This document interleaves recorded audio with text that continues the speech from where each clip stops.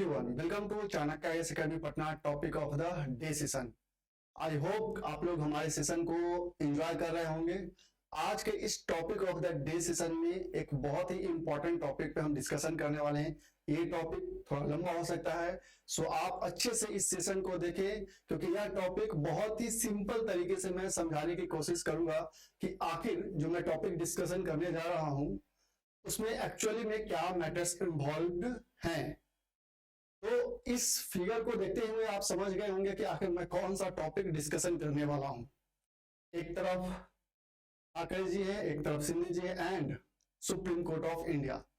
सो इस सेशन में हम महाराष्ट्र पॉलिटिकल क्राइसिस को डिस्कशन करने वाले हैं। लेकिन महाराष्ट्र में जाने से पहले महाराष्ट्र की क्राइसिस क्या है उसको समझने से पहले यह समझना जरूरी है कि आखिर क्या क्या कॉन्स्टिट्यूशनल प्रोविजन है जो इस पॉलिटिकल क्राइसिस में काफी ज्यादा चर्चा में रहा है। किसी भी पॉलिटिकल क्राइसिस को समझने के लिए सबसे पहले यह समझना जरूरी है कि आखिर उसके पीछे का क्या कॉन्स्टिट्यूशनल प्रोविजंस है। तो इसमें था कि इसमें जो मेन प्रोविजंस इन्वॉल्व है वो है एंटी डिफेक्शन लॉ क्या कहता है, गवर्नर का क्या पावर है, और स्पीकर या फिर डेप्यूटी स्पीकर का क्या पावर है। इन सब के बारे में पहले जानना जरूरी है। देन हम देखेंगे कि आखिर महाराष्ट्र में यह पॉलिटिकल सिचुएशन इमर्ज ही क्यों हुआ और कैसे इमर्ज हुआ और कब से इमर्ज हुआ, क्या कारण है और अभी अगेन यह न्यूज में क्यों है। इन सब बातों पे हम डिटेल में चर्चा करेंगे। बट बिफोर दैट हम यह जानना जरूरी है कि आखिर कॉन्स्टिट्यूशनल प्रोविजंस क्या है। अगर ऐसा कोई पॉलिटिकल क्राइसिस होता है तो उसमें क्या क्या कॉन्स्टिट्यूशनल प्रोविजंस हैं। So let's begin the session with anti-defection law. Anti-defection law हमारा जो ओरिजिनल कॉन्स्टिट्यूशन है उसमें तो इसका कोई प्रोविजन नहीं था। लेटर ऑन 52nd अमेंडमेंट के थ्रू 1985 में एंटी डिफेक्शन लॉ लाया जाता है और इसमें बहुत सारे प्रोविजंस रहते हैं रिगार्डिंग डिफेक्शन कि बहुत सारे इसमें प्रोविजंस बनाए जाते हैं, क्योंकि उस जो भी पॉलिटिकल टर्मोइल होता है कभी बहुत बार ऐसा होता है कि कोई लीडर इस पार्टी को छोड़कर दूसरी पार्टी में चला जाता है, कभी बहुत सारे ग्रुपिंग्स मिलके एक पार्टी को डिफेक्ट करके दूसरी पार्टी में शामिल हो जाते हैं। तो इन सब चीजों को हैंडल करने के लिए यह दल बदल विरोधी कानून लाया गया था, एंटी डिफेक्शन लॉ लाया गया था। इसके क्या मेजर प्रोविजंस है सो पहले देखिए। ग्राउंड ऑफ डिफेक्शन, आखिर कौन कौन से ग्राउंड पे डिफेक्शन हो सकता है under this anti defection law. पहला है if an elected member voluntary gives up his membership of A political party, कि अगर जो पार्टी के सपोज कोई पार्टी है ए, उसके इलेक्शन से उसके टिकट पे कोई मेंबर एमएलए बन जाता है, तो अगर यह एमएलए इस पार्टी का मेंबरशिप पार्टी ए का अगर मेंबरशिप को छोड़ देता है तो उसका सीट वैकेंट हो जाता है, मतलब वह ग्राउंड का डिफेक्शन है under the anti defection law. कि वॉलंटरली ही कोई मेंबर कहता है कि आज से हम इस पार्टी का मेंबरशिप छोड़ रहे हैं, elected member, please remember elected member, अगर वो कहता है कि इस पार्टी का मेंबरशिप छोड़ रहे हैं तो उस पर एंटी डिफेक्शन लॉ लागू हो जाता है, मतलब उसकी मेंबरशिप खत्म हो जाएगी।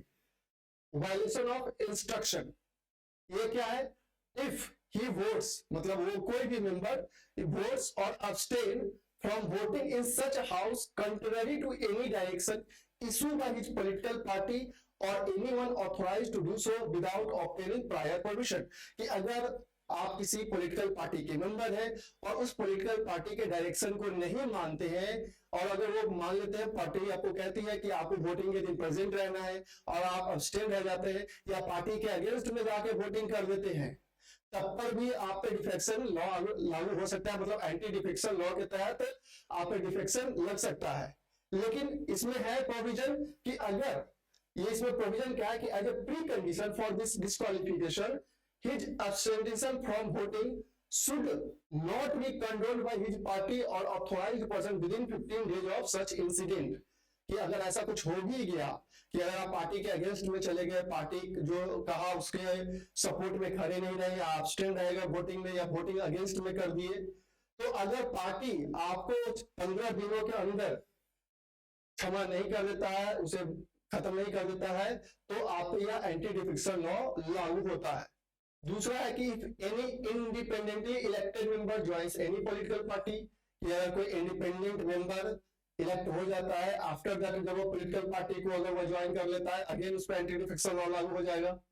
Nominated members, if any nominated member join any political party after the expiry of 6 month, कि जैसे इलेक्शन हुआ, कोई मेंबर को नॉमिनेट किया गया, अगर nominated member with in 6 month join कर लेता है तब तो उस पर एंटी डिफेक्शन लॉ लागू नहीं होता है। लेकिन अगर 6 महीने के बाद after the expiry of 6 month अगर वो ज्वाइन करता है, देन उस पर भी एंटी डिफेक्शन लॉ लगता है। पहले एक और प्रोविजंस थे कुछ इसमें एंटी डिफेक्शन लॉ में, क्या क्या प्रोविजंस है इसमें? पहले अगर हम उसकी प्रोविजंस की बात करें कि अगर 1/3 मेंबर, किसी पॉलिटिकल पार्टी का 1/3 member before 91st amendment, before 91st amendment क्या प्रोविजन था कि अगर किसी पॉलिटिकल पार्टी का 1/3 मेंबर स्प्लिट होकर किसी दूसरे पार्टी में मर्ज हो जाता है तो वह एंटी डिफेक्शन लॉ के तहत नहीं आता है।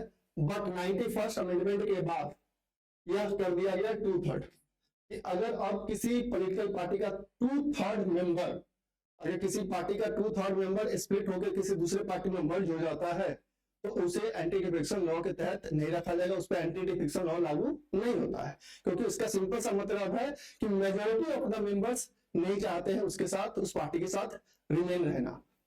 अब यहाँ पे कंट्रोवर्सी कहाँ है? तो जो पैराग्राफ 4 है of the anti defection law, उसमें कुछ प्रोविजंस है। For example, paragraph 4 of the anti defection law creates an exception for the merger between political parties by introducing 3 crucial concepts. Please remember, यहाँ पे यह 3 जो कह सकते हैं जो कॉन्सेप्ट दिया है इस पैराग्राफ 4 में, वो काफी ज्यादा इंपॉर्टेंट हो जाता है और ये समझने की चीज है। फर्स्ट, ओरिजिनल पार्टी और लेजिस्लेचर पार्टी आखिर क्या है? For example, the political party to which a member belongs, this can refer to the party generally outside the legislature, and the legislature party consisting of all elected members of a house for the time being belonging to the one political party। कि इसने पहले 3 concept दिए। पहला 2 concept क्या है कि एक original party है कि जो कि इलेक्शन को कंटेस्ट कर रहा है, इलेक्शन लड़ रहा है। सपोज कर लीजिए कोई पार्टी ए है और उसके फॉर एग्जाम्पल 300 मेंबर इलेक्शन लड़ रहे हैं, तो पार्टी एज ए होल जो कंटेस्ट कर रहा है election, that is the original party और पॉलिटिकल पार्टी। क्लियर? अब इसके जो मेंबर कंटेस्ट कर रहे हैं इलेक्शन, जिस समय वह इलेक्शन लड़ रहे हैं, तो पूरे मेंबर को बोला जा रहा है कि वह ओरिजिनल पार्टी है, पॉलिटिकल पार्टी है। आफ्टर इलेक्शन रिजल्ट आया और फॉर एग्जाम्पल इसमें से इसके 250 मेंबर जीत गए, कंटेस्ट किया इलेक्शन, और उसके बाद 250 मेंबर जो इसके मेंबर हुए वो विनर हुए। अब ये जो 250 मेंबर है और यही पॉलिटिकल पार्टी जो ओरिजिनल पार्टी है, अब लेजिस्लेचर में जाके गवर्नमेंट फॉर्म करती है, लेजिस्लेचर में जाके, क्योंकि इसके पास मेजोरिटी है। तो यह जो लेजिस्लेचर में जाके 250 मेंबर के साथ जब ये गवर्नमेंट फॉर्म कर रही है, that party is called legislature party. मतलब मेंबर तो बहुत हो सकते हैं पॉलिटिकल पार्टी में, कितने मेंबर लेजिस्लेचर में इलेक्टेड हैं, और जो इलेक्टेड मेंबर्स होते हैं उस ओरिजिनल पार्टी के, that is called legislature party. उन मेंबर्स को मिला के लेजिस्लेचर पार्टी बनता है, consisting of all elected members of a house for the time being belonging to one political party. हालांकि ये पूरे एक ही पॉलिटिकल पार्टी से बिलोंग कर रहे हैं, ओरिजिनल पार्टी, लेकिन इसका जो कॉन्सेप्ट है वो डिफरेंट है। Under paragraph 4 of the anti defection law वो 3 कॉन्सेप्ट देता है। पहला कॉन्सेप्ट है पॉलिटिकल पार्टी का, ओरिजिनल पार्टी का, जो सिंपल सा कहता है कि वह ऐसा पार्टी है जो कि कंटेस्टिंग पार्टी है, इलेक्शन लड़ रहा है। जब वो इलेक्शन लड़ता है उसके बाद जब रिजल्ट आता है तो उसमें बहुत सारे उसके मेंबर अगर जीत जाते हैं, तो जो मेंबर लेजिस्लेचर में जाते हैं और जब वो पार्टी फॉर्मेशन करते हैं गवर्नमेंट बनाने के लिए, that is the legislature party. तो जो इसके मेंबर है, लेजिस्लेचर पार्टी के जो मेंबर है वो ओरिजिनल पार्टी के मेंबर है, लेकिन ऐसा कोई जरूरी नहीं है कि जो ओरिजिनल पार्टी के मेंबर हैं वो लेजिस्लेचर पार्टी के मेंबर हों, क्योंकि इसमें तो बहुत सारे इलेक्शन में तो हार भी जाते हैं ना। तो यहाँ पे ये कॉन्सेप्ट देता है कि जो पार्टी होती है, पॉलिटिकल पार्टी होती है, उसमें एक पार्टी ओरिजिनल पार्टी होती है जिसमें सारे मेंबर इंक्लूड है, और एक पार्टी होती है लेजिस्लेचर पार्टी। अब वो लेजिस्लेचर पार्टी जो किसी भी स्टेट लेजिस्लेचर में हो सकता है या सेंटर के लेवल पे भी हो सकता है, जो इलेक्शन जीत के वहां जाती है और गवर्नमेंट फॉर्म करती है, उसे हम कहते हैं लेजिस्लेचर पार्टी। अब ध्यान से देखिएगा, अब कहा जाता है, इसी पैराग्राफ में कहा गया है एंटी डिफिक्शन लॉ में कि deemed merger, paragraph 4 does not clarify. सबसे प्रॉब्लम कहां आ रहा है? Does not clarify whether regional political party refers to the party at the national level or regional level, despite the fact that how the election commission of India recognizes political parties। अब paragraph 4 में सबसे बड़ा problem क्या है कि यह clarify नहीं करता है कि जो ओरिजिनल पार्टी आप जिसको कह रहे हैं, जिसका आप डिफेक्शन लगा रहे हैं, वह जो डिफेक्शन लग रहा है, वह जो ओरिजिनल पार्टी आप स्टेटस दे रहे हैं, वह किस ओरिजिनल पार्टी की आप बात कर रहे हैं? जो लेजिस्लेचर में है, जिसने गवर्नमेंट को बनाया है, उसका 2/3 फ्रैक्शन होगा तब एंटी डिफेक्शन लॉ लागू नहीं होगा, या फिर जो ओरिजिनल पार्टी है जिसके सारे मेंबर एक साथ है, उसमें डिफेक्शन होगा तब एंटी डिफेक्शन लॉ लागू नहीं होगा। तो यहाँ पे प्रॉब्लम क्या है कि यहाँ पे क्लैरिफिकेशन की कमी है कि आखिर इस डिफेक्शन जो लागू होगा, डिफेक्शन लॉ जो लागू होगा, कौन से ओरिजिनल पार्टी पे? Original party as a whole जो इलेक्शन लड़ रहा है, या फिर आफ्टर इलेक्शन जो लेजिस्लेचर पार्टी की आप बात कर रहे हैं, जो आप एक कॉन्सेप्ट दे रहे हैं लेजिस्लेचर पार्टी का, लेजिस्लेचर पार्टी का, उसमें लग रहा है। तो यहाँ पे क्लैरिफिकेशन की कमी है अंडर दिस पैराग्राफ 4। हालांकि इसमें भी पैराग्राफ 4 में कहा जाता है कि a merger can take place only when an original party merge with another political party and at least 2/3 of the members of legislature party have agreed to this merger। इसमें यह कहा जा रहा है कि मर्जर तभी है, हो सकता है या संभव है कि जब ओरिजिनल पार्टी किसी अनदर पार्टी से जो मिल रही है, जब ओरिजिनल पार्टी का एटलीस्ट जो मेंबर्स है, merger can take place only when an original party merge with another political party and at least 2/3 member of the legislature party agreed to this merger। कि एक, जैसे कि हम बात कर रहे थे ओरिजिनल पार्टी की, एक बात कर रहे थे हम लोग लेजिस्लेटिव पार्टी की। इसका कहना है पैराग्राफ 4 का, अब इसमें हम बात कर रहे थे कि अब सपोज कर लीजिए this is another party, another party. तो पैराग्राफ 4 क्या कहता है कि यह ओरिजिनल पार्टी जब इसके साथ मर्ज होगा, मर्जर कब होगा? जब ओरिजिनल पार्टी मर्ज होगा किसके साथ? अनदर पार्टी के साथ, और इसमें जो लेजिस्लेटिव पार्टी है या लेजिस्लेचर पार्टी है, उसके एटलीस्ट 2/3 मेंबर्स एग्री होने चाहिए, तभी जाके यह मर्जर माना जाएगा या मर्जर होगा। तो कहने का मतलब है कि अगर फॉर एग्जांपल 2/3 अगर यहां से जो पॉलिटिकल पार्टी मर्ज हो रही है, ओरिजिनल पार्टी की आप बात कर रहे हो, आप ओरिजिनल पार्टी कह किसको रहे हो? उस पॉलिटिकल पार्टी का जो इलेक्शन को कंटेस्ट कर रहा है। अब फिर आप ही कह रहे हो कि यह जो लेजिस्लेचर पार्टी है जो 2/3 से एग्री होना चाहिए, तो यह जो 2/3 आप कैलकुलेट कर रहे हो, तो मर्जर तब लागू नहीं होगा, एंटी डिफिक्शन लॉ तब लागू नहीं होगा जब 2/3 मेंबर्स उसमें चले जाए। तो यह क्या सिर्फ एग्री वाला मैटर है या 2/3 पूरा इस ओरिजिनल पार्टी का है? अब उसमें क्या कहता है पैराग्राफ 4 में? It seems to be creating a legal fiction. इसके कारण यह लीगल फिक्शन क्रिएट हो रहा है, so as to indicate that a merger of 2/3 member of a legislature party can be deemed to be a merger of political parties even if there is no actual merger of original political party with another party। तो यह क्या कर रहा है कि एक legal fiction create कर रहा है। इसका कहना है कि मर्जर तो वही है ना जो लेजिस्लेचर में है, जो इलेक्टेड है, मतलब जो लेजिस्लेचर पार्टी का 2/3 मेंबर अगर उसमें से स्प्लिट होकर दूसरे पार्टी में मिल जाता है, तब हम उसको कहते हैं मर्जर ऑफ पॉलिटिकल पार्टी। तो मर्जर का यहाँ पे लीगल फिक्शन यही इंडिकेट होता है कि जो 2/3 मेंबर की बात की जा रही है, उस ओरिजिनल पार्टी की बात नहीं की जा रही है। किस पार्टी की बात कर रही है? तो जो लेजिस्लेचर में है, legislature party can be deemed to be merger of political party, क्योंकि एग्री इसी को करना है। हाउस में स्ट्रेंथ किसका है? जो इलेक्टेड है उसका।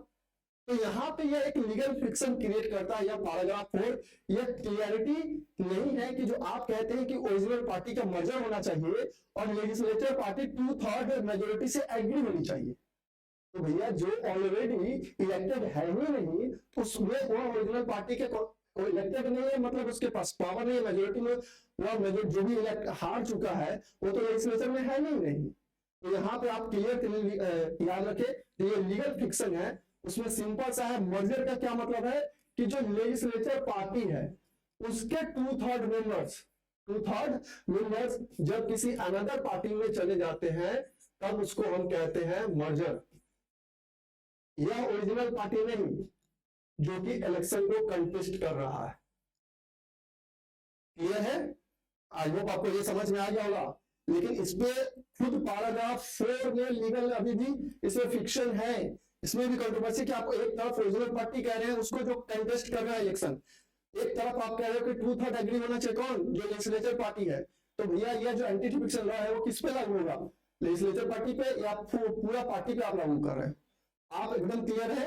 यहाँ पे मतलब है इस लेजिस्लेचर पार्टी का कि यह जो लेजिस्लेचर पार्टी है यह 2/3 मेजोरिटी से एग्री होगा अगर अनदर पार्टी से, तब उसको बोला जाएगा कि पार्टी का मर्जर हो रहा है। कंट्रोवर्शियल रोल ऑफ स्पीकर, इसमें रोल ऑफ स्पीकर भी कंट्रोवर्सी में है।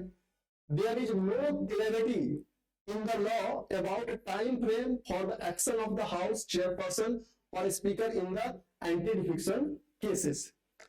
सुप्रीम अगर स्पीकर है, अगर वो एंटी डिफेक्शन पे कोई डिसीजन देता है, उसके डिसीजन को जुडिशियल रिव्यू किया जा सकता है, बट कितना टाइम फ्रेम में वो डिसीजन देगा इसका कोई क्लैरिफिकेशन नहीं है।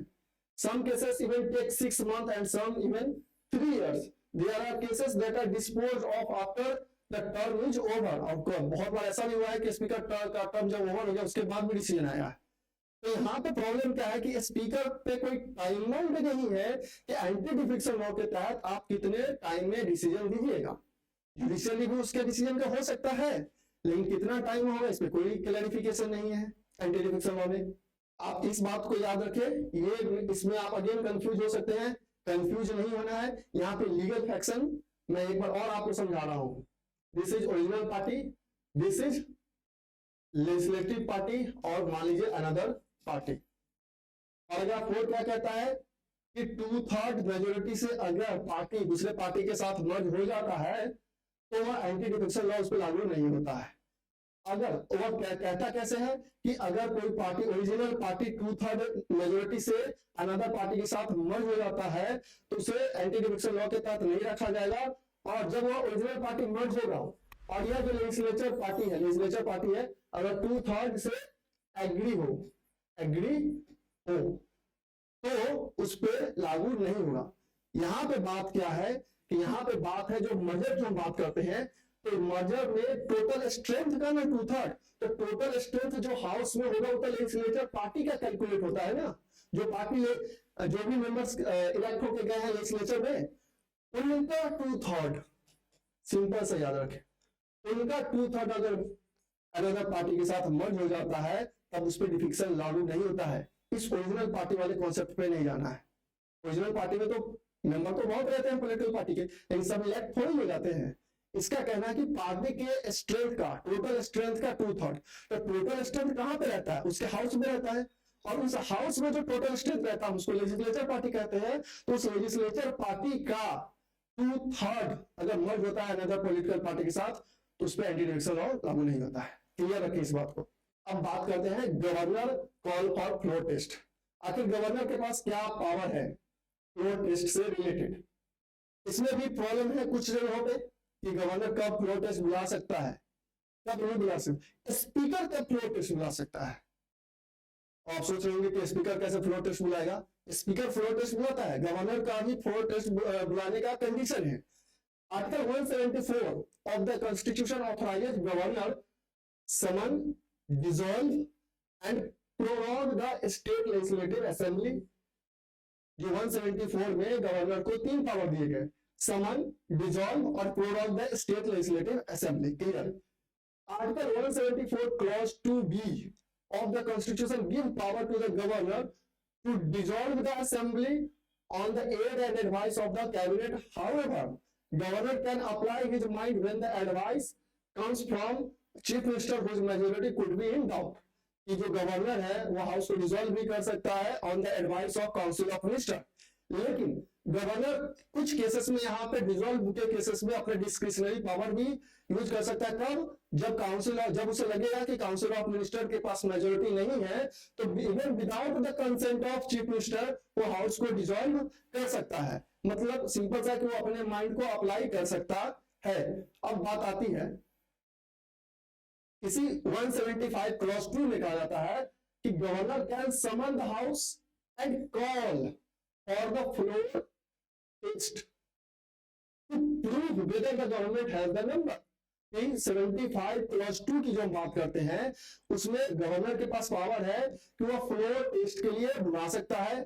फ्लोर टेस्ट क्यों बुलाया जाता है? तो बेसिकली इसलिए ताकि वो यह चेक कर सके कि जो पार्टी जो क्लेम कर रही है गवर्नमेंट बनाने के लिए उसके पास रियल में मेजोरिटी है या नहीं है। However, governor can exercise the above part, ये जो हम पावर कह रहे हैं दिस या 175 क्लॉज 2 जो है उसे तभी एक्सरसाइज कर सकता है as per article 163 of the constitution which says that governor act on the aid and advice of the council of minister headed by chief minister। Again, please remember, when the house is in session, it is the speaker who can call for the floor test। कि अगर session है, जो भी legislature है, मान लीजिए state legislature है, कोई महाराष्ट्र का स्टेट लेजिस्लेचर है, अगर वह सेशन में है, सेशन में होते हुए किसी पार्टी को टेस्ट करना है कि उसके पास मेजोरिटी है या नहीं है, तब फ्लोर टेस्ट के लिए कौन बुलाता है? तब बुलाता है स्पीकर ऑफ द हाउस। अगर सेशन में नहीं है, अगर हाउस सेशन में नहीं है और तब ऐसा लगता है कि जो रूलिंग पार्टी है, जो रूलिंग गवर्नमेंट है, उसके पास मेजोरिटी की कमी है और तब मेजोरिटी को चेक करने की जरूरत है, then governor calls for the floor test. Means governor कब कॉल करेगा floor test? Under article 75 clause 2 when the house is not in session. House session में नहीं हो। स्पीकर कब करेगा? जब हाउस सेशन में हो और तब उस पार्टी पे, रूलिंग पार्टी पे क्लेम लगे कि उसके पास मेजोरिटी नहीं है। When the house is in session, speaker can call for the floor test, but when assembly is not in session, जब assembly सेशन में ना हो, then the governor has the power under article 163 allow him to call for a floor test। Please remember, जब house session में होगा तो floor test कौन बुलाएगा? Speaker.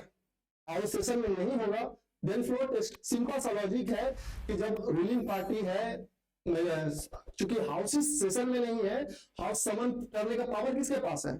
Governor के पास है। तो समन पहले हाउस जब आएगा तभी तो फ्लोर टेस्ट हो सकता है ना। तो जब समन होगा हाउस तभी फ्लोर टेस्ट होगा, तो समन करेगा कौन? गवर्नर। तो सिंपल सा है कि जब हाउस सेशन में नहीं होगा तो गवर्नर, और जब हाउस सेशन में होगा, मतलब हाउस सेशन में नहीं होगा तो गवर्नर फ्लोर टेस्ट बुलाएगा, और जब हाउस सेशन में होगा तो चूंकि उस समय प्रेजेंट ही रहेगा, पार्टी भी प्रेजेंट रहेगी, हाउस सेशन में चल भी रहेगा, तो समन करने की तो जरूरत है नहीं, डायरेक्ट फ्लोर टेस्ट करने की जरूरत है, तो स्पीकर करेगा उस समय।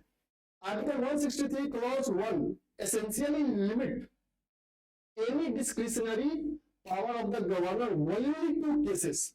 कि आर्टिकल 163 क्लॉज 1 जो है वह गवर्नर के पावर को कहां पे लिमिट करती है? तो लिमिट करती है on the constitutional cases where the constitution expressly specified that governor must act on his own and apply an independent mind।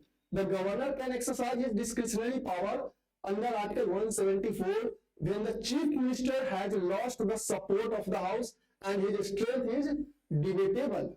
कि अगर मान लीजिए आप फ्लोर टेस्ट बुलाना भी है, ठीक है, जनरली क्या होता है कि गवर्नर एक्ट कर रहा है on the aid and advice of the chief minister, लेकिन वह 174 के तहत अपना डिस्क्रिशनरी पावर कब यूज कर सकता है? जब ऐसा लगे कि chief minister, when the chief minister has lost the support of the house, then वह और उसका जो स्ट्रेंथ है, जो कि उसके पास मेजोरिटी है या नहीं है, वो डिबेटेबल है, then in that case governor floor test बुला सकता है ऑन हिज ओन।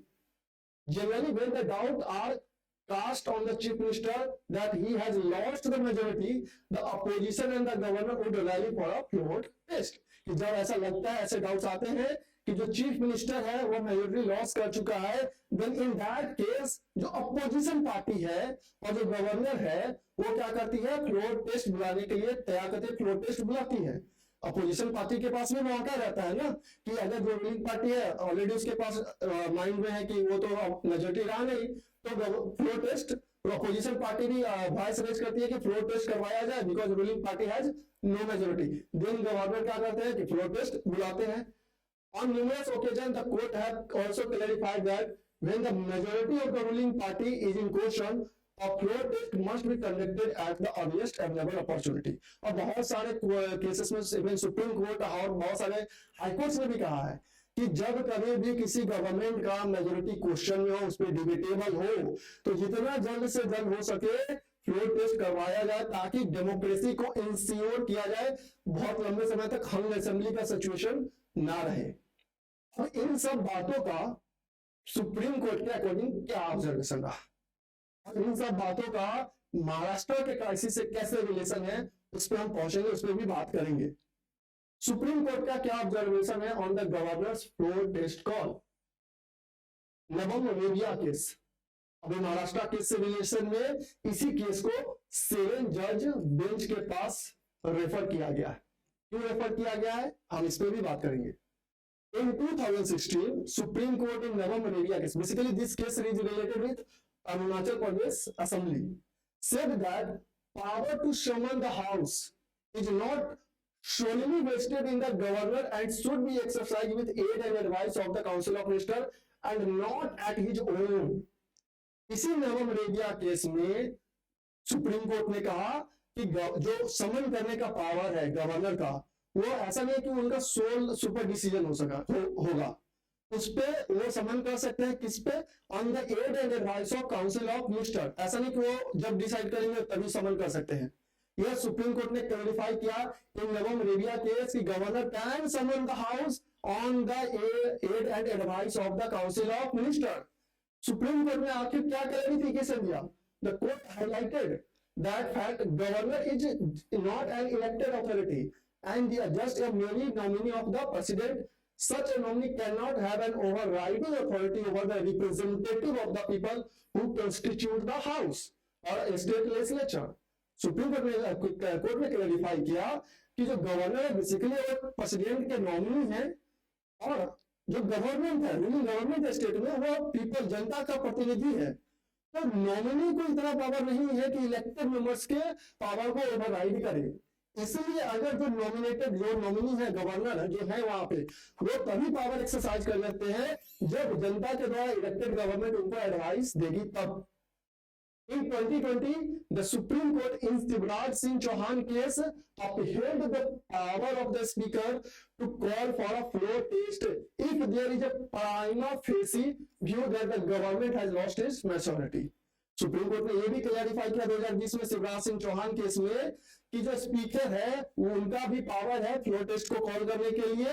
अगर फैक्ट है, एविडेंसेस प्रेजेंट है कि जो गवर्नमेंट है वो मेजोरिटी लॉस कर चुकी है, तब वो फ्लोर टेस्ट करवा सकती है चेक करने के लिए। क्लैरिफाई पहले हो जाता है कि हाँ मेजोरिटी है या नहीं, लेकिन for just for a check कि रियल में ऐसा है तो फ्लोर टेस्ट वो भी कंडक्ट करवा सकती है। और सुप्रीम कोर्ट ने इसे क्लैरिफाई किया था इन शिवराज सिंह चौहान केस। अब हम पहले यह बात कर लेते हैं कि इस क्राइसिस, जो पॉलिटिकल क्राइसिस की हम बात करेंगे महाराष्ट्र में, आखिर क्या रिलेशन था। मैंने क्यों डिस्कशन किया एंटी डिफेक्शन लॉ या गवर्नर का पावर या सुप्रीम कोर्ट का ऑब्जर्वेशन या नवम रेबिया केस को, इन सब का रिलेशन है with the political crisis in Maharashtra.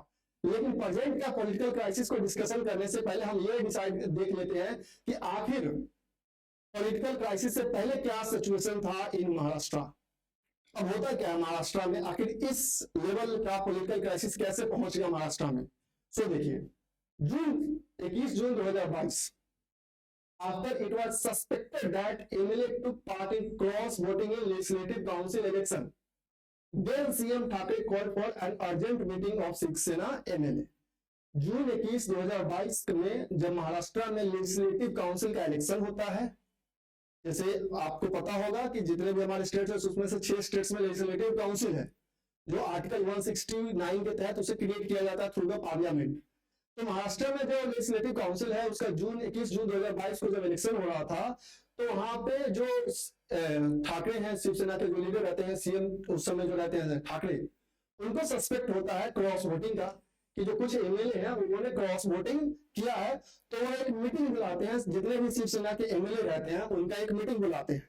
लेकिन जब वो मीटिंग को बुलाते हैं और जैसे ही हम उस समय, अगर उस समय हम बात करें कि गवर्नमेंट किनकी रहती है, तो बेसिकली वो जो गवर्नमेंट रहता है महाराष्ट्र गवर्नमेंट, वो पार्ट रहता है महाराष्ट्र विकास आघाड़ी का, एमवीए, जिसमें 3 पार्टी बेसिकली शामिल रहते हैं, Shivsena, Congress and nationalist Congress party, जो कि जिसके लीडर शरद पवार होते हैं। इन तीनों को मिलाकर उस समय गवर्नमेंट बना रहता है।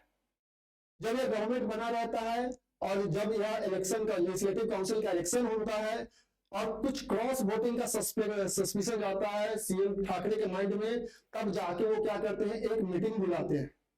और जब वो मीटिंग को बुलाते हैं उस समय क्या होता है, मीटिंग में एकनाथ शिंदे और 11 एमएलए उसमें अब्सेंट रहते हैं। अब इनके माइंड में सस्पेंस और बढ़ जाता है। उससे पहले क्या सिचुएशन पहले आपको क्लियरिफाई होना जरूरी है कि उससे पहले क्या होता है एक्चुअली। अगर हम थोड़ा सा बैठ जाए तो 2014 से लेकर 2019 तक बीजेपी और जो शिवसेना है कि उनकी जो पार्टी है उन्हीं का पार्टी गवर्नमेंट रहता है। वहां पे एक प्री पोल अलायंस बनता है, form after 2019 state election. MVA was the result of शिवसेनाज difference with pre poll alliance partner BJP. आखिर होता क्या है बेसिकली कि 2019 का जब इलेक्शन होने वाला रहता है इन महाराष्ट्र, तो वहां पे जब बीजेपी प्लस शिवसेना का एक प्री पोल अलायंस बनता है, शिवसेना का प्री पोल अलायंस बनता है। लेकिन जैसे ही यह इलेक्शन होने वाला रहता है, the two had earlier headed the state government from 2014 से लेकर 2019 तक वो ही बीजेपी और शिवसेना की गवर्नमेंट चलाते रहती है। अब होता क्या है कि यहाँ पे पावर शेयरिंग को लेके डिफरेंसेस पैदा हो जाते हैं, पावर शेयरिंग को लेके डिफरेंसेस पैदा हो जाते हैं और इन डिफरेंसेस के कारण ही अब यह अलग अलग इलेक्शन लड़ना स्टार्ट करते हैं। पहले अलायंस जरूर बनाते हैं लेकिन ये डिफरेंसेस पैदा होते हैं, pre poll alliance partner defect हो जाते हैं। क्यों डिफेक्ट हो जाते हैं? Allegedly issue over power sharing that led to rift between parties and Sena then join the NDA. और उसी के बाद जब यह पावर शेयरिंग को लेकर कंफ्लिक्ट हो जाता है बीजेपी और शिवसेना में, तब जाके शिवसेना जो है उस एनडीए को ज्वाइन कर लेती है और 2019 के इलेक्शन के बाद इस एनडीए के साथ मिलकर, मतलब कांग्रेस नेशनलिस्ट कांग्रेस पार्टी के साथ मिलकर वो गवर्नमेंट फॉर्म करता है। अब जिस समय यह 2019 का इलेक्शन होता है उस समय कुछ टाइम के लिए कांग्रेस असेंबली हो जाता है। अब होता बेसिकली क्या है कि महाराष्ट्र में 288 सीट्स है, जो स्ट्रेंथ है कि 288 हाउस का स्ट्रेंथ है, तो उसमें गवर्नमेंट को फॉर्म करना है तो एटलीस्ट उसमें 145 जो मेंबर्स की चाहिए। तो उसमें इलेक्शन में होता क्या है कि बीजेपी को 105 सीट मिलता है, जो कि एटलीस्ट चाहिए 145 seats for the formation of government. Shivsena को 56 सीट्स मिलता है और एनसीपी को 54 सीट्स मिलता है। जो प्री पोल अलायंस रहता है वो तो डिफेक्ट हो गया, वो खत्म हो गया due to power sharing. Power sharing के इशू को लेकर कंफ्लिक्ट होता है, शिवसेना अलग हो गया, बीजेपी अलग हो गई। शिवसेना क्या किया, इस एनडीए को ज्वाइन किया। शिवसेना को कितना सीट मिला? 56। एनसीपी को कितना मिला? 54। बीजेपी सिंगल लार्जेस्ट पार्टी निकलती है और उसको मिलता है 105 सीट्स, लेकिन तब भी वो गवर्नमेंट नहीं बना सकते। क्यों? कारण क्योंकि 145 सीट चाहिए उसको गवर्नमेंट फॉर्मेशन के लिए। तो शिवसेना, एनसीपी, कांग्रेस और कुछ अदर पॉलिटिकल पार्टी मिलकर गवर्नमेंट फॉर्म करती है। बीजेपी का गवर्नमेंट नहीं बन पाता, हालांकि उसके पास सबसे ज्यादा सीट रहता है, लेकिन क्या किया जाता है, यह शिवसेना जो है उस एनडीए को ज्वाइन करके वहां पे गवर्नमेंट का फॉर्मेशन कर लेती है। आफ्टर दैट अब जो यह पॉलिटिकल क्राइसिस होता है, क्यों हो जाता है यह पॉलिटिकल क्राइसिस 2022 में, सो हम देखेंगे। देखिए होता क्यों। इन 2022 after suspicious of cross voting, जैसा कि हम बात कर रहे थे, जो लेजिस्लेटिव काउंसिल का जो इलेक्शन होता है 21 जून 2022 को, उसमें जब क्रॉस वोटिंग का सस्पिशन जाता है, ठाकरे क्या करते हैं, एक मीटिंग बुलाते हैं शिवसेना के एमएलए का। उसमें एकनाथ शिंदे और 11 एमएलए एब्सेंट रहते हैं और कुछ टाइम्स के बाद उन्हें पता चलता है कि यह जो एमएलए हैं सूरत, गुवाहाटी सब में जाके बीजेपी के साथ अलायंस कर रहे हैं। शिवसेना के जो सीएम है ठाकरे, वो क्या करते हैं, इन पे डिस्क्वालिफिकेशन, एंटी डिफेक्शन लॉ लाने के लिए कहते हैं। that they were in BJP ruled states led to allegation of horse trading कि उन्हें खरीदा बेचा जा रहा है, हॉर्स ट्रेडिंग का वो क्लेम लगाते हैं from the MVA that were denied by BJP. हालांकि उसे बीजेपी खारिज कर देती कि ऐसा कुछ नहीं है, इनका कोई भी मेंबर हमारे पास नहीं है उस टाइम में।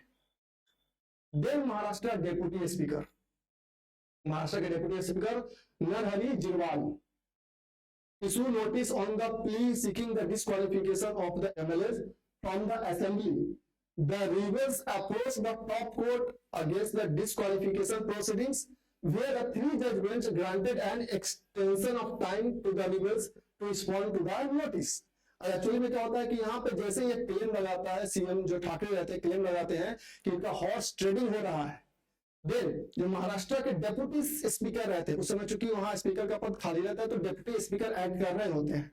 डेप्यूटी स्पीकर नरहरि झिरवाल वह एक नोटिस इशू करते हैं against the disqualification of this MLAs. अब वो एमएलए क्या करते हैं, वो कोर्ट को अप्रोच करते हैं, टॉप कोर्ट को अप्रोच कर सुप्रीम कोर्ट में अप्रोच करते हैं।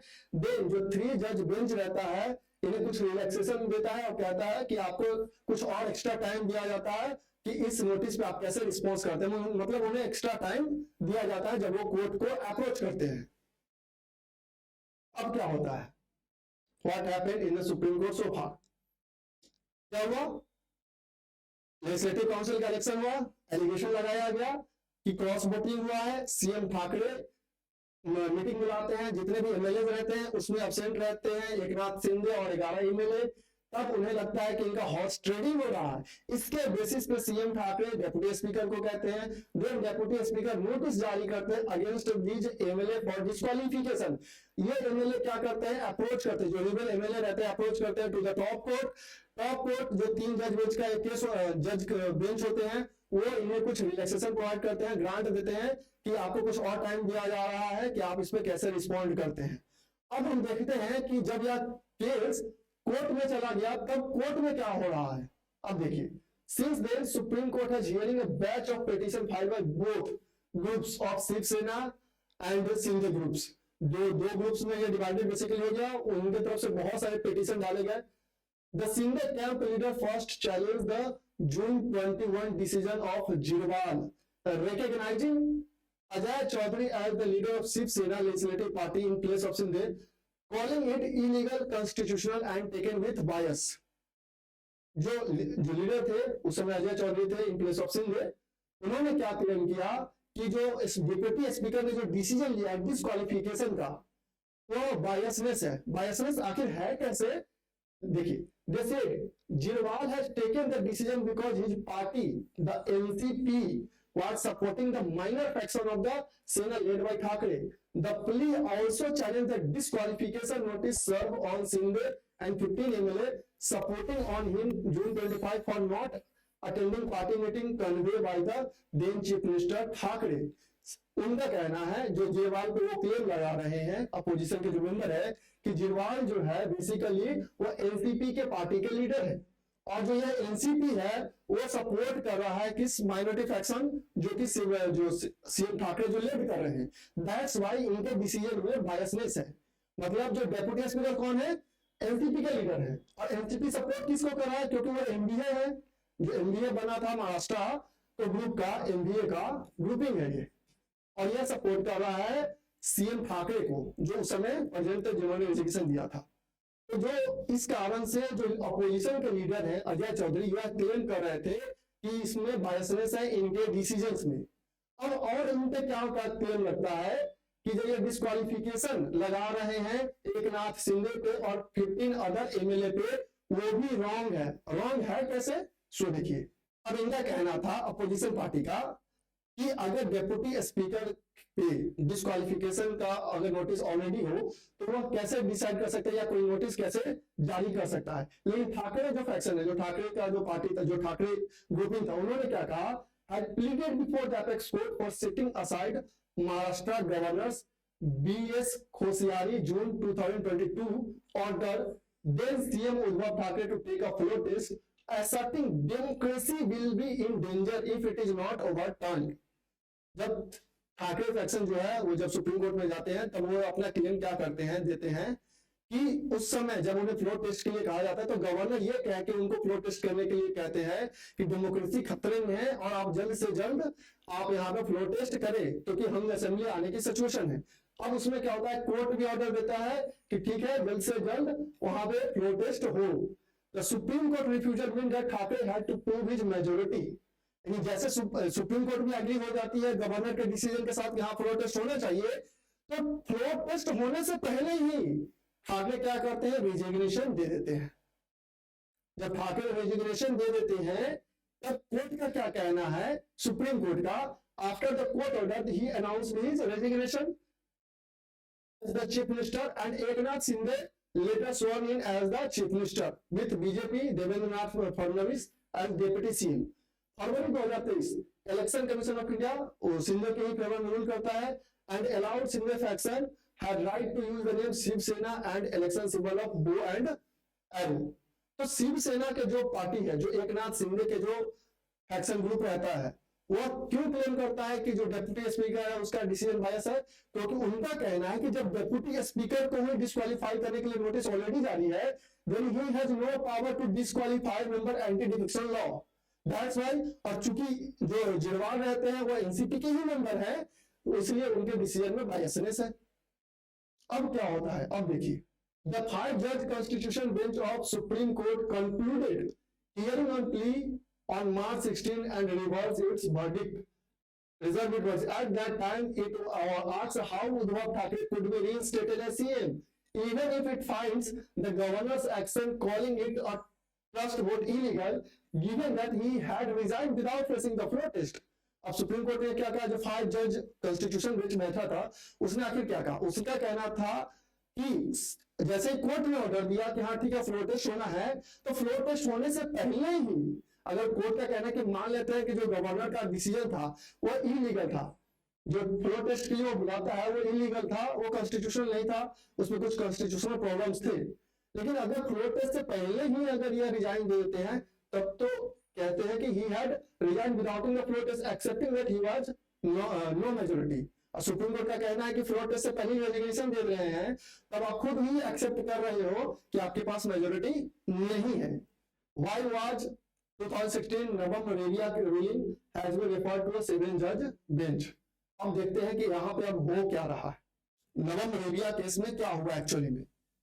अभी रिसेंटली नवम रेबिया केस को 7 जज बेंच केस के पास रेफर किया गया है। जो उद्धव ठाकरे का जो फैक्शन ग्रुप है उनके कहने पे अभी रिसेंटली जो उनके लीडर वकील थे, एडवोकेट्स थे, उनके रिक्वेस्ट पे इसे 7 जज बेंच केस को रेफर किया गया है। अब इसमें देखते हैं आखिर इसमें सुप्रीम कोर्ट ने क्या ऑब्जर्व किया था। Supreme court has referred to a larger bench its 2016 ruling in the नवम Rebia case where it was held that a speaker of a house cannot decide a disqualification petition filed under anti-defection law while a notice under article 179C of the speaker's removal is pending। Same case हो रहा है वहां पे भी महाराष्ट्र में।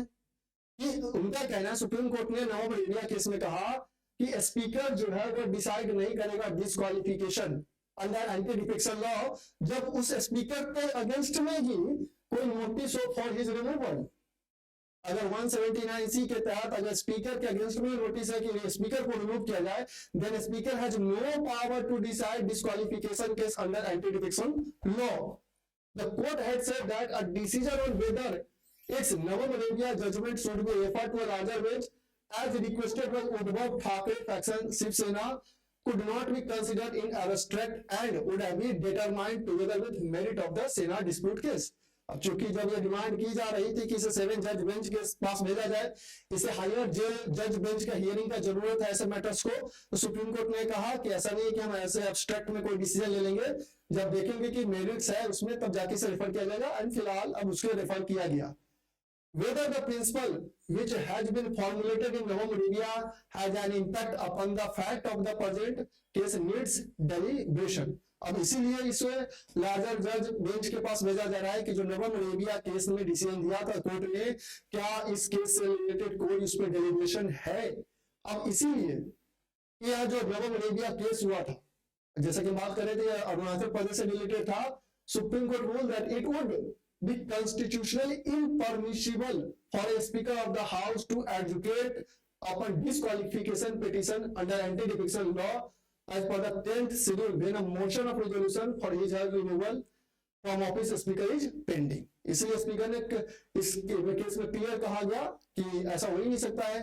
Already जब खुद ही speaker पे रिमूवल का प्रोसेस हो, पेंडिंग हो, तो वो कैसे डिसीजन ले सकता है। सिंगल ग्रुप हैव साइटेड नवम Rebia ruling when the crisis unfolded in June 2022। तब सिंगल ग्रुप जो एकनाथ शिंदे का पार्टी था, जो ग्रुपिंग था, वो उनका कहना था, उन्होंने नवम रेबिया केस का रेफरेंस लेते हुए कहा contended that deputy speaker cannot proceed under the 10th schedule against the descendant MLA as notice seeking his removal is pending। तो पूरा केस क्या हुआ कि जब सीएम ठाकरे को लगता है कि यहाँ पे क्रॉस वोटिंग हो रहा था, क्लियर है, वो क्या करते हैं, एंटी डिफिक्शन लॉ लाने की बात करते हैं अगेंस्ट द मेंबर्स, जो भी 11 एमएलए रहते हैं और एकनाथ शिंदे और इंक्लूडिंग जो अदर एमएलए रहते हैं, उन पे लाते हैं एंटी डिफिक्शन लॉ लाने के लिए। वो बोलते हैं डेप्यूटी स्पीकर को, जो कि उस समय जिरवाल रहते हैं, जो कि एनसीपी के मेंबर रहते हैं। अब एनसीपी सपोर्ट किसको कर रहा होता है, सीएम ठाकरे को सपोर्ट कर रहा होता है। तो जब जिरवाल नोटिस जारी करते हैं अगेंस्ट दोज एमएलए और एकनाथ शिंदे, तो जो एकनाथ शिंदे के जो ग्रुपिंग है उनका वो नवम रेबिया केस का रेफरेंस लेते हैं, नवम रेबिया केस का रेफरेंस लेते हैं और कहते हैं कि नवम रेबिया केस में सुप्रीम कोर्ट ने डिक्लेयर किया था कि अगर स्पीकर के अगेंस्ट में अगर कोई नोटिस हो जारी कि उन्हें हटाना है, उन्हें जो स्पीकर होंगे उन्हीं के रिमूवल प्रोसेस के लिए नोटिस अगर पेंडिंग हो, then at that time speaker has no power to decide on disqualification matters of members under anti defection law. तो चूंकि उस समय जो जिरवाल थे उन पे खुद ही एक नोटिस पेंडिंग था फॉर हिज रिमूवल, तो आखिर वो कैसे बुला सकते हैं, कैसे वो एंटी डिफिक्शन लॉ जारी कर सकते हैं अगेंस्ट दोज मेंबर्स, ये कहानी था। इसलिए सिंगल ग्रुप ने इस नवम रेबिया केस का रेफरेंस लेते हुए यह बात कही। अब जब नवम रेबिया केस को लेकर सिंगल ग्रुप ने यह कहा कि जो जिरवाल थे उन पे खुद ही एक नोटिस पेंडिंग था फॉर हिज रिमूवल, तब तो वो डिसाइड ही नहीं कर सकते बिकॉज नवम रेबिया केस में सुप्रीम कोर्ट ने डिक्लेयर किया है। अब contesting this, Thackeray camp had told the bench that by invoking it, MLA who want to defect can preempt and stall disqualification proceeding against them by seeking the speaker's removal through a notice। इसी कारण से again जब यह जो ठाकरे का group था, अब चूंकि इन्हीं के रिक्वेस्ट में दबाव में अब इसे 7 जज बेंच को रेफर किया गया है नवम रेबिया केस को डिसाइड करने के लिए। During the hearing before the constitution bench in February, the Sindh camp had argued that matter had become academic and there was no reason for it to be a larger bench। और Shinde group तो चाहेगा ही ना, कि चाहेगा मतलब कि उनका भी कहना सही है कि अगर रिमूवल प्रोसेस खुद जिरवाल पे ही था तो कैसे नोटिस जारी कर सकते हैं, लेकिन ठाकरे ग्रुप का कहना है कि इसे लार्जर बेंच के पास रेफर किया जाए क्योंकि इसमें बहुत सारे कॉन्स्टिट्यूशनल मैटर्स इन्वॉल्व हैं जिनमें की लीगल फैक्शन है, जो कि हम एंटी डिफेक्शन लॉ में डिस्कस कर रहे थे कि बहुत सारे लीगल फैक्शन इन्वॉल्व हैं, उसको क्लैरिफाई करने के लिए एक हायर जज बेंच हियरिंग जरूरी है। अब सिंधे ग्रुप क्या कह रहे हैं कि जब यह लार्जर बेंच को भेजने की बात की जा रही थी तब सिंधे ग्रुप का कहना था कि अब this matter has become academic, मतलब अब यह जो मैटर है वो पूरा का पूरा एक पॉलिटिकल मैटर है। अब इसका कॉन्स्टिट्यूशनल नॉर्म से कोई लेना देना नहीं है, यह पॉलिटिकल मैटर बन गया है, राजनीतिक मैटर बन गया है। So this become an academic matter, so there was no reason to refer it to the larger bench। लेकिन जो ठाकरे ग्रुप के जो एडवोकेट है कपिल सिब्बल और AM Singhvi who appear for the Thakre side urged the court to refer it to a 7-judge bench। Sibbal contended that matter had not become academic and it has ramification for the country's democratic future। और तब कपिल सिब्बल ने कहा कि यह अभी तक यह matter सिर्फ एकेडमिक नहीं है, यह आगे के आने वाले टाइम में ऐसे फिर पॉलिटिकल टर्मोइल ना हो, इसके लिए इस पे क्लैरिफिकेशन होना जरूरी है। दैट्स व्हाई इसे लार्जर बेंच को भेजने के लिए जरूरी है और सुप्रीम कोर्ट ने फाइनली लार्जर बेंच को इसे रेफर कर दिया। अब ये तो ठाकरे के साइड से था। जब सिंधे के साइड से जो एडवोकेट है Mahesh Jethmalani recalled the event of 2022 leading to Thakre stepping down as chief minister and said that Supreme Court had then said that the governor's direction to hold a protest will not prejudice speaker power to decide on disqualification. Supreme court ने जब 2022 में या जब ऐसा situation चल रहा था और जो सीएम ठाकरे थे, जब उन्होंने स्टेप डाउन किया था, मतलब चीफ मिनिस्टर से रिजिग्नेशन दे दिए थे अपने पद से, तब उन्होंने कहा था कि जो गवर्नर का पावर है कि फ्लोर टेस्ट बुलाने का, वो किसी भी तरीके से स्पीकर के पावर को कम नहीं करता है, प्रेजुडिस नहीं करता है। However Thackeray resign even before the floor test. लेकिन सुप्रीम कोर्ट ने यह भी कहा कि ठाकर, ठीक है, अगर गवर्नर के डिसीजन को मान लेते हैं कि वह जो इलीगल भी था, लेकिन ठाकरे वो खुद ही प्रूफ कर रहे हैं before giving the floor test कि उन्होंने रेजिग्नेशन दे दिया। इससे यही प्रूफ हो जाता है कि उनको ऐसा लग गया था कि उनके पास मेजोरिटी नहीं है। And he realized that he did not have the requisite numbers and there was thus no prejudice to the speaker to exercise his power of disqualification। क्योंकि खुद सीएम ठाकरे ने रेजिग्नेशन दे दिया। जब रेजिग्नेशन दे ही दिया तो स्पीकर के पास कहां से पावर है कि वो मेंबर के डिस्क्वालिफिकेशन को डिसाइड करे। उस फैक्शन ऑफ ग्रुप जो बट गया था उसके मेंबर को कैसे डिस्क्वालिफिकेशन कैसे वो डिसाइड कर सकते हैं, जबकि फ्लोर टेस्ट से पहले ही सीएम ठाकरे ने रेजिग्नेशन दे दिया। ये कहना है महेश जेठ गुलानी का। और इवन लास्ट में CJI chief justice of India have remarked that during hearing that matter raises the constitutional question to answer on both counts. Even CJI को लगा कि इस मैटर में बहुत सारे कॉन्स्टिट्यूशनल मैटर है, बहुत सारे लीगल फ्रिक्शन इन्वॉल्वड हैं, जिसको अभी डिसीजन लेने के लिए काफी ज्यादा टफ है। अब हम इसी पे बात करते हैं। सुप्रीम कोर्ट ने अपना 11 पॉइंट वर्डिक्ट भी दिया है इस मैटर पे। अब क्या क्या दिया है वर्डिक्ट सो देखिए। Supreme court refuses to restore NDA government questions governor. Supreme court ने इसे लार्जर बेंच को भेजा भी है, लेकिन इसमें उन्होंने कुछ डिसीजन भी दे दिए हैं। पहले क्या था वो 11 पॉइंट डिसीजन, पहले वो देखते हैं हम लोग।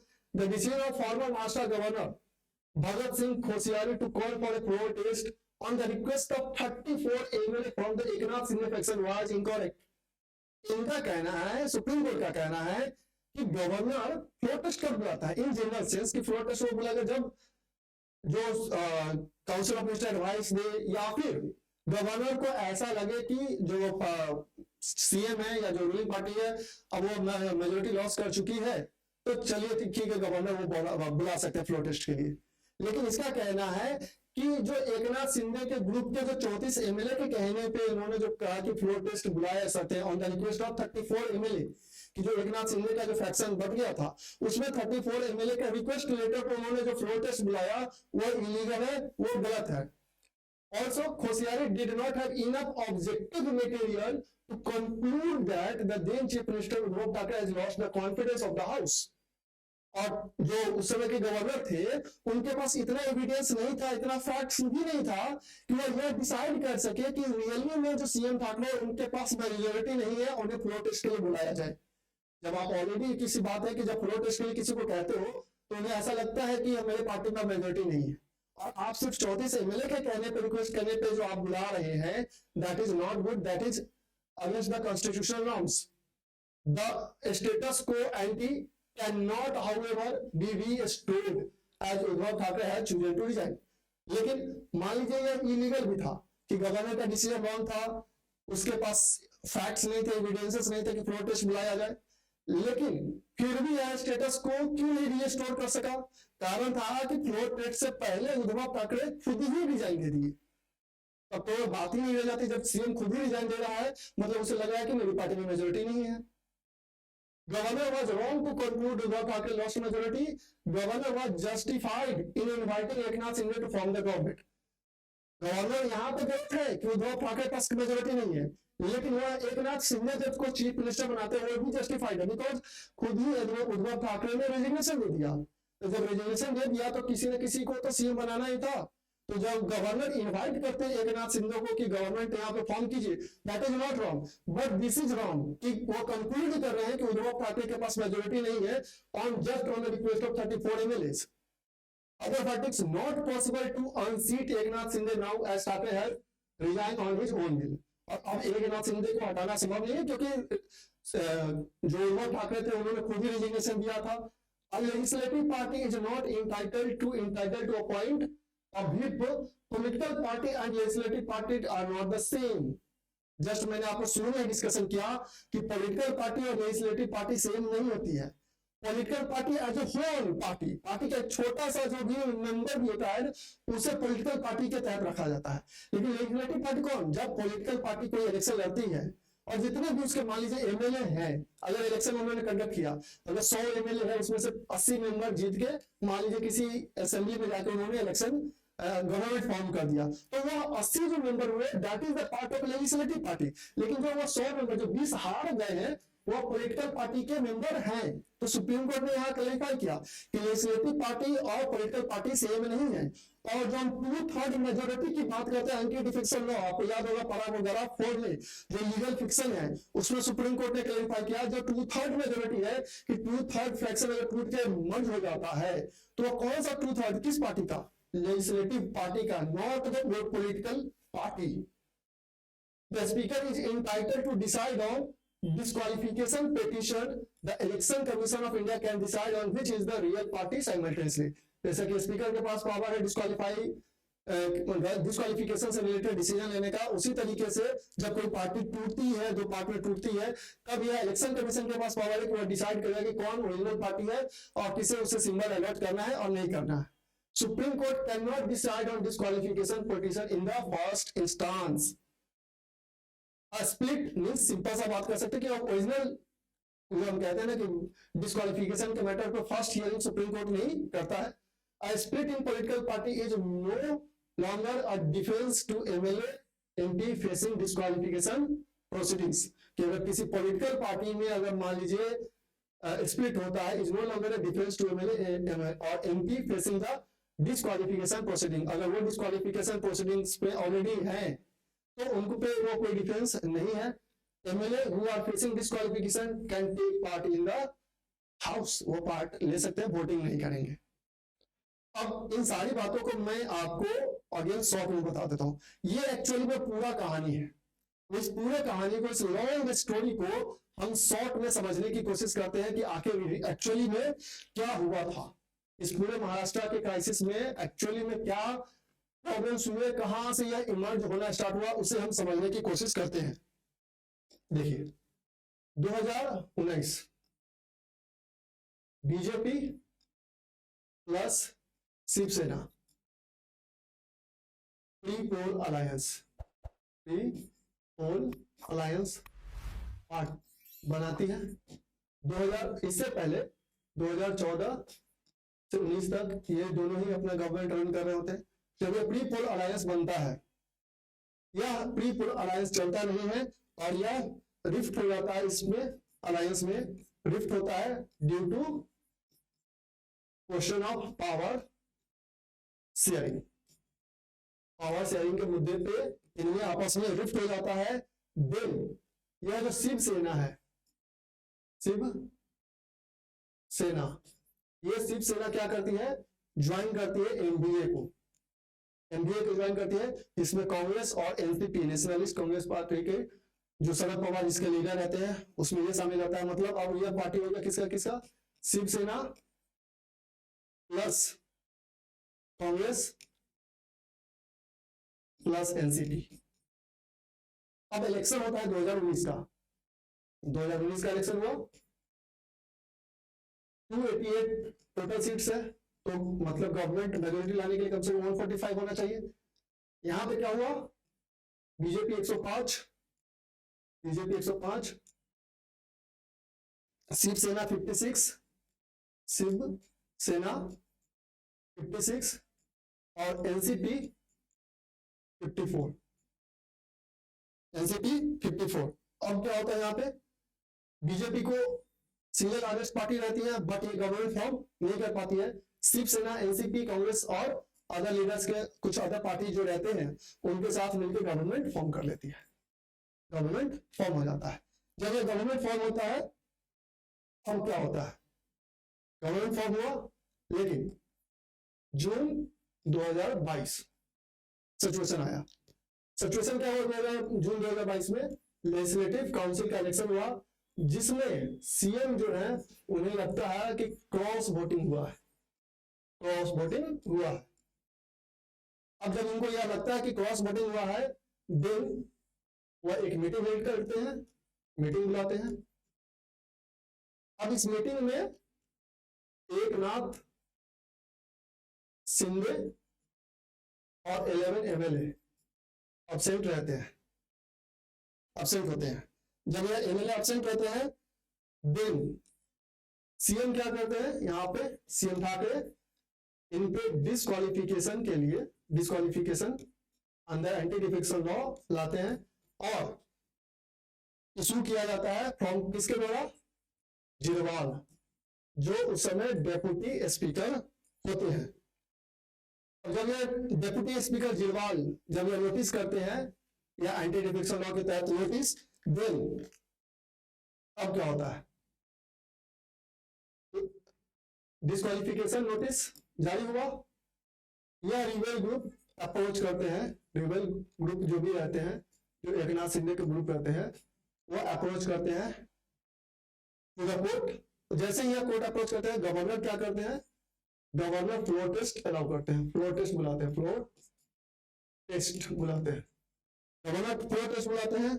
और टॉप कोर्ट है, मतलब जो सुप्रीम कोर्ट है, जो 3 जज बेंच रहता है, 3 जज बेंच, वो इसे सही ठहराते हुए, गवर्नर के फ्लोर टेस्ट को सही ठहराते हुए फ्लोर टेस्ट करने के लिए कंडक्ट करता है। लेकिन होता क्या है, यहाँ पे ये होता है कि जैसे ये 3 जज बेंच होता है, तो इसके फ्लोर टेस्ट होने से पहले ही, फ्लोर टेस्ट होने से पहले ही सीएम जो है वो रिजाइन दे देते हैं, सीएम रिजाइन दे देते हैं।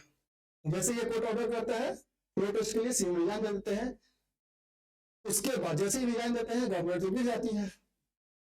अब जो यार डेप्यूटी जो हम बात कर रहे थे, ये डिस्क्वालिफिकेशन नोटिस जारी करते हैं, उसको ये जो रिबेल ग्रुप थे वो कैसे चैलेंज करते हैं, कि जो चैलेंज क्यों करते हैं, वो नवम रेबिया केस का, यहाँ पे नवम रेबिया केस यहाँ से आता है, नवम रेबिया केस की बात क्यों आती है, कि इसमें नवम रेबिया केस आती क्यों है, क्योंकि रिबेल ग्रुप कैसे चैलेंज करते हैं, जो रिबेल ग्रुप है चैलेंज इस बात पे करते हैं, इसके इस डिस्क्वालिफिकेशन नोटिस को, कि उनका कहना रहता है जो जिरवाल जो डेप्यूटी स्पीकर है, आखिर वो डिस्क्वालिफिकेशन नोटिस जारी कैसे कर सकते हैं, क्योंकि इस डेप्यूटी स्पीकर जेवी वाल के अगेंस्ट में ऑलरेडी नोटिस, इनके रिमूवल का नोटिस इन पे पेंडिंग है। और यह कॉन्स्टिट्यूशन में मेंशन है कि अगर डेप्यूटी स्पीकर मान लीजिए ही एक्ट कर रहे हैं एज द स्पीकर और उनके अगेंस्ट में नोटिस जारी है फॉर हिज रिमूवल और वो पेंडिंग है, then he has no power to decide disqualification under anti defection law. उसके बेसिस पे ये चैलेंज करते हैं। और यह किस केस का रेफरेंस देते हैं, नवम रेबिया केस का रेफरेंस देते हुए यह बात करते हैं। अब क्या होता है, जब यह रेफरेंस याद दे देते हैं, तो जो ठाकरे ग्रुप रहते हैं, जो सीएम ठाकरे का ग्रुप रहता है, जो उनके एडवोकेट कपिल सिब्बल रहते हैं, ये एम सिंह भी रहते हैं, जब यह कहते हैं कि लार्जर बेंच को रेफर किया जाए, यह केस में बहुत सारे कॉन्स्टिट्यूशनल इंटरप्रिटेशन और अधिक होने हैं, तो फाइनली, और चूंकि सिंधे ग्रुप कहते हैं कि इसे भेजने की जरूरत नहीं है, क्योंकि अब यह एकेडमिक मैटर बढ़ गया है, अब इसका कॉन्स्टिट्यूशन से लेना देना उतना नहीं है। लेकिन सीएम ठाकरे के जो अगला सीएम उद्धव ठाकरे का जो ग्रुप है, जो शिवसेना का ग्रुप है उद्धव ठाकरे का, उनके जो एडवोकेट है कपिल सिब्बल और एम सिंह भी कहते हैं कि नहीं, अभी यहाँ एकेडमिक मैटर ही सिर्फ नहीं है, अभी इसमें बहुत सारे मैटर इन्वॉल्व है, जिसमें लार्जर बेंच की हियरिंग की जरूरत है, ताकि ऐसे जो टर्मोइल है, पॉलिटिकल टर्मोइल है, वो फ्यूचर में ऐसे पॉलिटिकल टर्मोइल ना हो और ऐसे लीगल फिक्शन को लेकर फिर से कोई कंट्रोवर्सी इमर्ज ना हो। इसलिए इस नवम रेबिया केस को 7 जज बेंच के पास भेजा जाए। और अब सुप्रीम कोर्ट फाइनली इस केस को नवम रेबिया केस के पास से रेफर कर दिया है। अब देखते हैं कि 7 जज बेंच इस पे क्या डिसीजन लेते हैं। ये था पूरा का पूरा महाराष्ट्र का पॉलिटिकल क्राइसिस, कहां पे अभी भी लीगल फिक्शन है। एंटी डिफेक्शन लॉ का पैराग्राफ 4, गवर्नर का फ्लोर टेस्ट से related calling power, deputy speaker पे अगर मान लीजिए उसके रिमूवल के लिए नोटिस ऑलरेडी पेंडिंग हो, तब वो डिसाइड नहीं करेगा। और इस बातों को लेके, अब इन सारी बातों को लेके जो नवम रेबिया केस से भी रिलेटेड था, उसे फाइनली 7 जज बेंच के पास भेज दिया गया। आई होप अब आपको आइडिया लग गया होगा कि महाराष्ट्र में यह पॉलिटिकल क्राइसिस शुरू कैसे हुआ, कैसे इसका जर्नी रहा, और कहां कहां पे अभी भी कॉन्स्टिट्यूशनल मैटर्स फंसे हुए हैं कि जिसे सीजेआई ने भी कहा कि बहुत ही कॉन्स्टिट्यूशनल टफ, इसमें अभी भी बहुत सारे क्या कह सकते हैं डिसीजंस हैं जो लेने हैं। दैट्स व्हाई इसे लार्जर जज बेंच की हियरिंग जरूरत है और कपिल सिब्बल एएम सिंघवी के रिकमेंडेशन पे अब फाइनली यह 7 जज बेंच को रेफर कर दिया गया। सो यही था all about Maharashtra crisis. I hope अब आपको यह समझ में आ चुका होगा कि महाराष्ट्र में आखिर हो क्या रहा है। अब देखते हैं कि 7 जज बेंच क्या हियरिंग करते हैं इस पे। So that's all for today, thank you. Please आप हमें कमेंट में जरूर बताएं कि आपको आखिर महाराष्ट्र जो क्राइसिस थी वो समझ में आ गया होगा। आप प्लीज हमें कमेंट में जरूर बताएं, ज्यादा से ज्यादा इसे शेयर करें, लाइक करें, सब्सक्राइब करें। So that's all for today, thank you. Don't forget to like, share and subscribe to our channel and press the bell icon to never miss an update.